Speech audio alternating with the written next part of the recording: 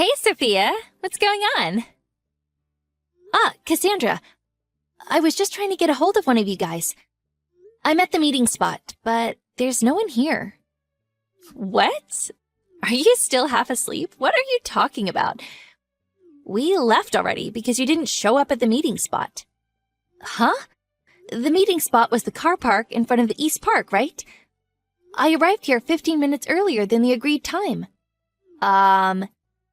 East Park? What are you talking about? It was West Park, you dummy. West Park. What? Wow, Sophia, what are we gonna do with you? I can't believe it. You went in the complete opposite direction. Aw, did you get your east and west mixed up? Let me explain. East is where the sun rises. And west is where the sun sets. Do you understand now? Come on, I obviously know that. But it was me and my husband who designated East Park as the meeting spot because we're the ones who arranged the minibus to come. There's no way I'd get it wrong. Yeah, whatever. That's not important. What matters is that everyone apart from you went to West Park. So no matter what you say, you're the one who's wrong. What the? Don't try and pin your mistake on the rest of us, Sophia. Besides, to think the person who arranged the trip and scheduled the minibus would cancel on us at the last minute. How awful! On today of all days when our whole group of mom friends are going out together, kids and all, because Elena and her family are moving away. After all that work that went into planning it? Even though it was your husband who went to the trouble of booking the minibus, my brother and Ada's husband had no choice but to rush out in their cars on short notice to pick us up so we wouldn't all be left stranded. I hope you know you'll be paying for the gasoline and toll booth fees as punishment for your shameful last-minute cancellation. What the hell? Anyways, that concludes your explanation as to why you're all on your own, but don't worry. I'll enjoy the luxury villa and buffet on your behalf. No, I'm going to make my way to where you guys are. What? Actually, we'd rather you didn't. Why not? This holiday isn't possible without me. Don't be so self-important. What you mean is that you think you're the leader of all the moms in our friend group. Ew, so gross. I really hate it when people like you let things go to their heads. You've gotten way too big for your boots, Sophia. That's not what I meant at all. Yeah, in any case, all of the moms are here in agreement. We have no intention of associating with someone who cancels on us at the last minute ever again. Sorry, sweetie. Looks like you're out of a friend group. What the? But don't worry. I'll be taking on the responsibility of group leader from here on out. See ya! Sophia, it's me, Ada. Oh, hey, Ada. Sorry we left without you. It's okay. I'm sorry I didn't make it to the meeting point on time. Cassandra was rushing us like a woman possessed. She wouldn't stop insisting that we leave, so we pulled onto the highway. But you can still make it, right? Yes, of course. My husband's already on his way out in the car. Got it. Phew. I'm really pleased you're still able to make it. Shall we all meet up at a service area or something? No, it's fine. I'd feel awful having you all wait around for me. I'd rather you just went on first. I'll message you when I arrive, and we can meet up then. Got it. But what actually happened today? Everyone was super shocked when they heard you didn't show up at the meeting point without getting in touch. We were all worried something might have happened to you. No, I'm fine. You see, I was waiting at the car park in front of the East Park. Huh? East Park? I got a message from Cassandra as I stood waiting on my own, wondering where everyone was. She got mad at me and said the meeting place was the West Park. I wonder if I made a mistake and told everyone West Park instead of East. Wait a second. We all got a message from Cassandra beforehand saying that the meeting spot had changed from East Park to West Park. What? Not just that, but it was literally at the last minute, right before we left the house. She said, "In light of the sudden change, I've been left in charge of sending out the messages and ensuring everyone's aware of the situation." And then, when we finally made it to the West Park, she flipped out and said it all happened because you canceled on us at the last minute. I didn't do that. I never asked Cassandra to do that either. I thought so. Because this holiday wouldn't be possible without you in the first place, right? Of course. I did try to contact you. But she just yelled, "What's wrong? Don't you trust me?" and knocked the phone out of my hand. Thinking it couldn't be helped, we left without you. But even still, all the moms were talking about how they thought there was something really weird about what Cassandra was claiming had happened. Which is why I'm messaging you now while she can't see me. Wow, I see. I wonder what exactly she's trying to accomplish here. What's Cassandra doing now? She's traveling in another car at the moment. She said she'd get her brother to come out in his car when you didn't show, so she's with him now. The rest of the other moms and their families, including myself, are currently in my husband's minivan, which he's driving. Cassandra's son is in the minivan with us, too. Oh, really? There were some issues with carrying capacity between Cassandra's brother's car and my husband's minivan. But all the other kids are here with us, and it would have been unfair to her son to have him travel alone without any of his friends. I see. So everyone's traveling in 2 vehicles then? That's right. I'm showing these messages to the other moms as we speak. Everyone thinks Cassandra's acting really weird. Does that mean they're not all mad because they think I canceled at the last minute? They don't think that. You worked so hard to plan every minor detail of this holiday for us. We all know that and are really grateful for you, Sophia. Don't worry. I'm glad. Cassandra's the one who went interfering with things and messing the whole plan up. It's not like any of us were even good friends with her in the first place. After she told us you wouldn't be coming this morning, she suddenly started acting like she was in charge of everyone. Even when I told her I'd arranged for my husband to come out with the van, she started ordering me around like she was my boss or something. To be honest, I found it quite revolting. Wow, seriously? I can't believe it. It looks like we're about to enter a service area for some coffee and a bite to eat. Let's see if we can't probe a little into what the hell that woman's up to. If we find anything out, I'll message you straight away. Okay, thank you. Hey, Sophia! So, just now, me and the girls stopped off at a service station and all ate ice cream together. Apparently, this place is famous for its ice cream, and it was so delicious. Oh, poor Sophia. If only you hadn't canceled on us at the last minute. You could have enjoyed these fun times with us on the road, too. Aw, sucks to be you. It really is such a shame. Cassandra? Oh, wow. I didn't think you'd actually have the nerve to reply to me.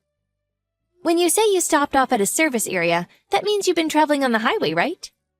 Yeah, that's right.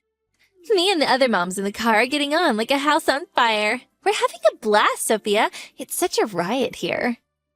I was just about to message you, actually. Why? I've been speaking to the other moms, and we're thinking of changing the destination. What? Can we have your opinion, please, Cassandra? What are you talking about? There's no way we're changing the destination. Are you sure about that? Listen to me, Sophia. There's something you need to know. Huh? You have no place in this friendship group anymore. Even if you did meet up with us after all this time, everyone would be so disgusted with you for what you did that, you're better off not bothering. Is that so?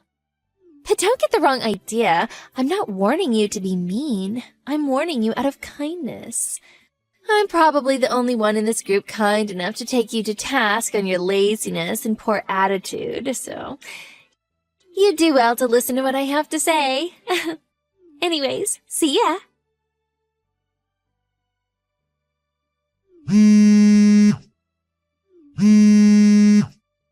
Sophia, answer! Hey, Sophia, pick up now! Yes, Cassandra? What can I do for you? We just arrived at the villa.